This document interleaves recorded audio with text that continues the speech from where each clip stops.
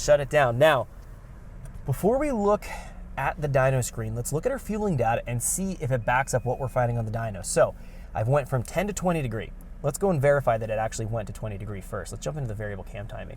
So the target is at 20 and we're at 20. So it did follow the target, which is perfect. That means all of our PID and the base values here, the base duty cycle is good. Going back in here, if we've gained torque and horsepower output out of the engine, we should see that we need more fueling. We'll find that the short-term adjustment should show that it's adding fuel, confirming that we're actually picking up additional power. If we've lost horsepower and torque, it's going to show it's removing the fuel, and we'll see that also potentially that the air fuel here is richer than the target, with it taking away fuel. That'll give us confirmation that the change we made in variable cam timing in a certain area is going to be a negative change, meaning we're losing horsepower torque. So let's look at our data here. If we pan back through, we're going to find that the short-term adjustment is adding here pretty consistently 3-4%, and we're tracking right to the target. As we go up to the high RPM though, notice we're getting much richer than the target, and the closed loop correction is starting to take some fuel out. It's going to be telling me at higher RPM that we probably lost peak power even further than the 10 degree, but we should have gained, if I had to take a look at this, probably below about 55 to 6,000. We likely gained torque, but above that we started to drop off and lose. Just looking at our data here, if I didn't have a dyno to evaluate that variable cam change. So let's look at our dyno graph and see if it's going to back up what we're finding here from our data and our fueling.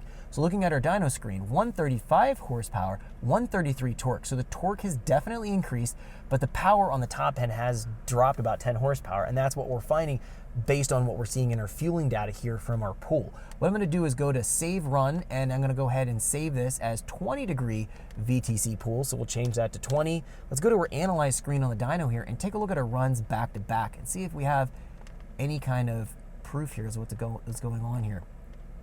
So looking at the white line, that's our last pool. The white line shows that we are gaining, in fact, power up to, for sure, about 4,300. We're breaking even to that 20 degree marker, or the 10 degree, which is the green line.